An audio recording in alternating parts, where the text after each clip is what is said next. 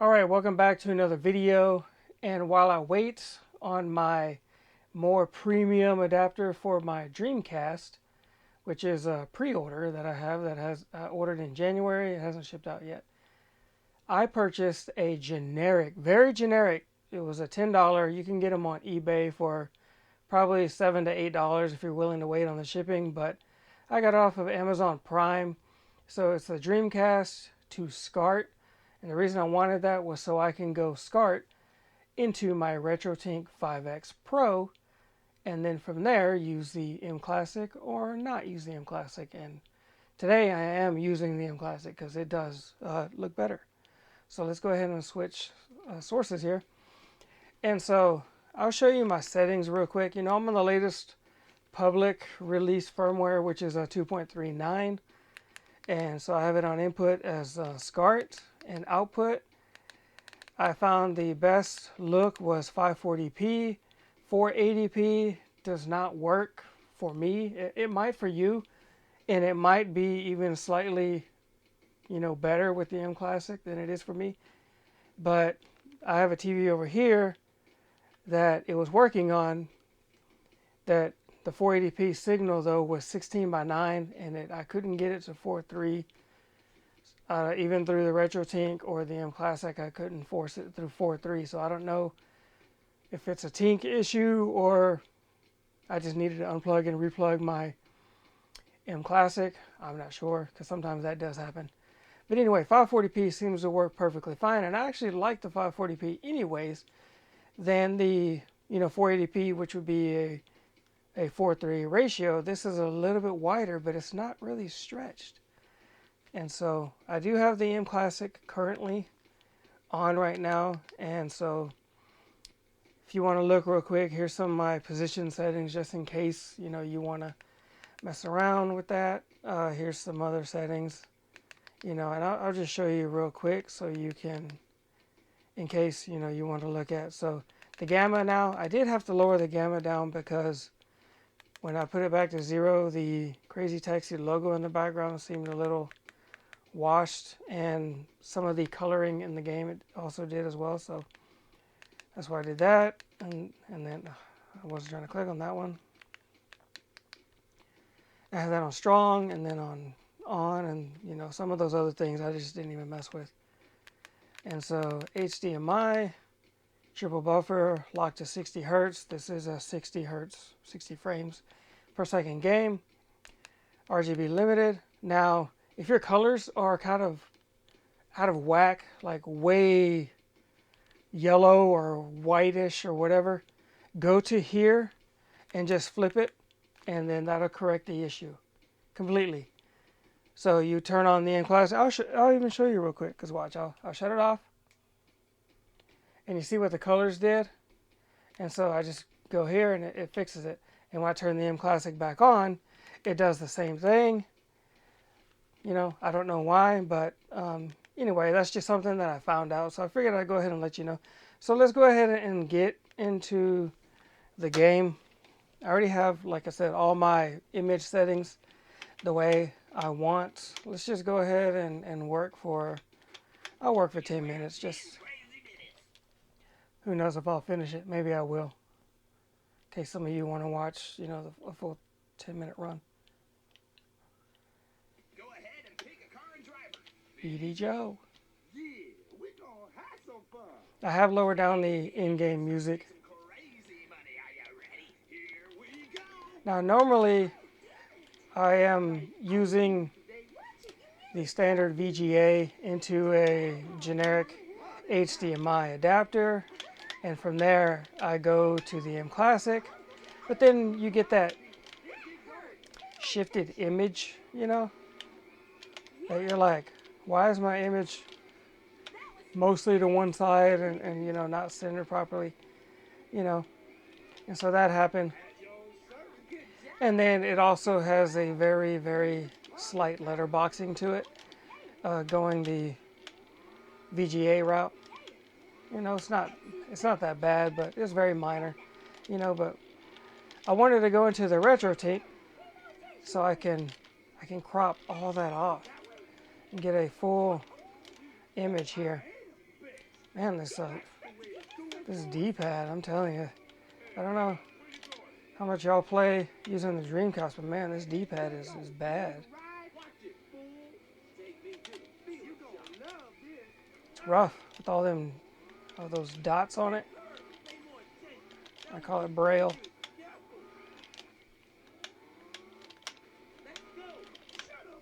So yeah, this is the image, you know, and at some point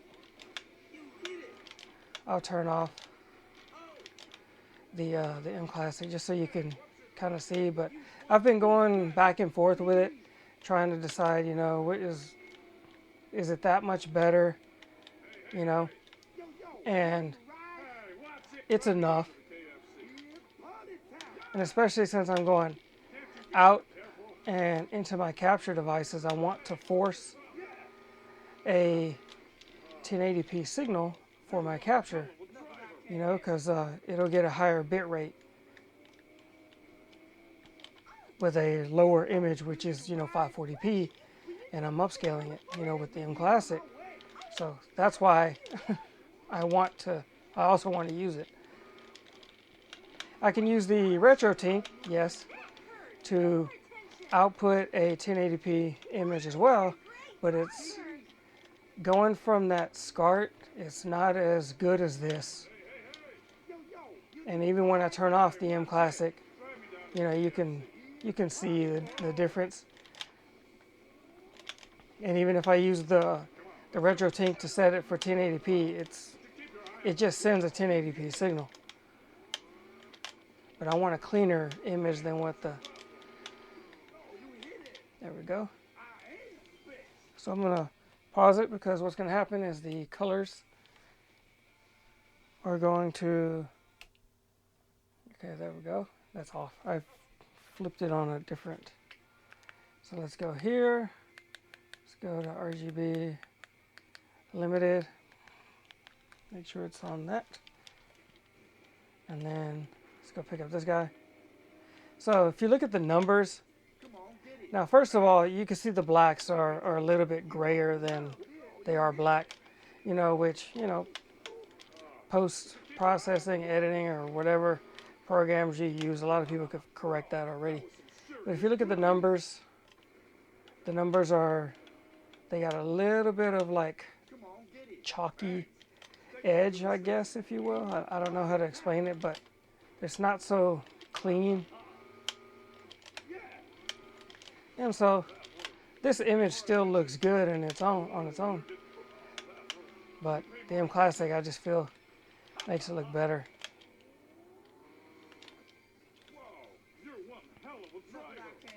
And I could even do the RGB range and correct that here in just a second. So let's get going. Slow down, you know, that's what happens when you got traffic on high.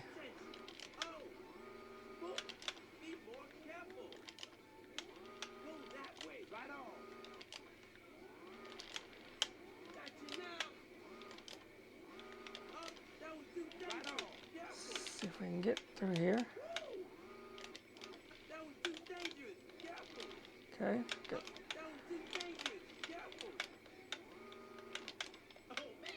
Borders Paradise.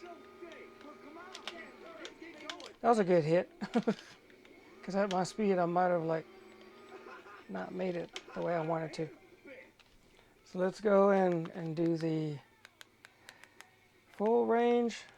And it does help with the image, but it doesn't clean it up. You know, it just helps with the color range.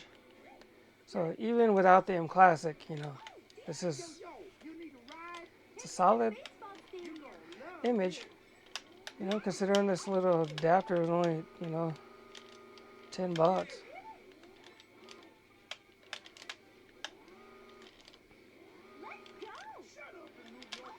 Or $8, you know, if you don't buy it on Amazon.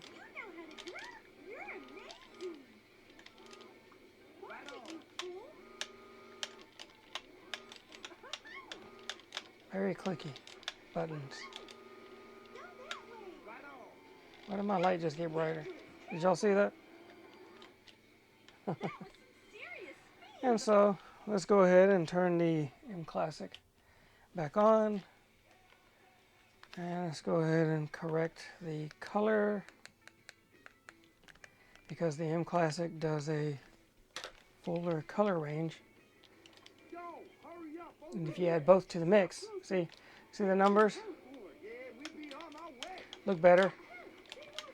Still has a tad bit of that chalky outline, but it's minimalized quite a bit.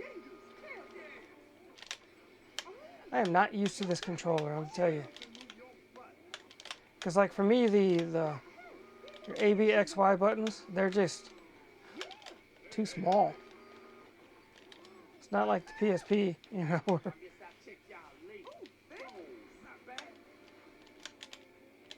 come on. Like, are we leaving today? Hey, what? Take me to the station. Yeah, we be on our way. Yeah. There we go. I also don't like this analog stick either. It's terrible.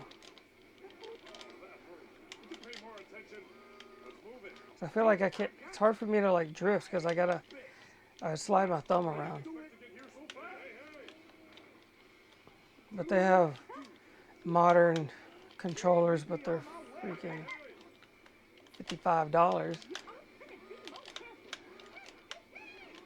I want one too, but not right now. I'll wait till I get a ad revenue payout. Which is like, by the time I get this one, it'll probably be like 8 months from the last payout I've had. I gotta get to the heliport. Party time. What are you, stupid? Hey, the song came on. He even asked. He answered the question for. What are you, stupid? Yeah. See? Keep your eye on the road. Go that way. Shut up and move your butt. I am fixed. That's the way to do it. So anyway, I'll just go ahead and end the video here instead of showing a whole run. So here you have it. This is a generic Dreamcast 2-Scart into the RetroTINK 5X Pro with the mClassic out of the RetroTINK, and then straight into my captures and what have you from there. So I like it. It's a lot more convenient for me to use this method than to have to unplug connections and stuff, so I can use the VGA to HDMI, and then I can't use the RetroTINK to correct some of the image, you know. But hopefully you enjoyed this video, and thanks for watching. I'll see you in the next one. I like my controller's rumbling. See it?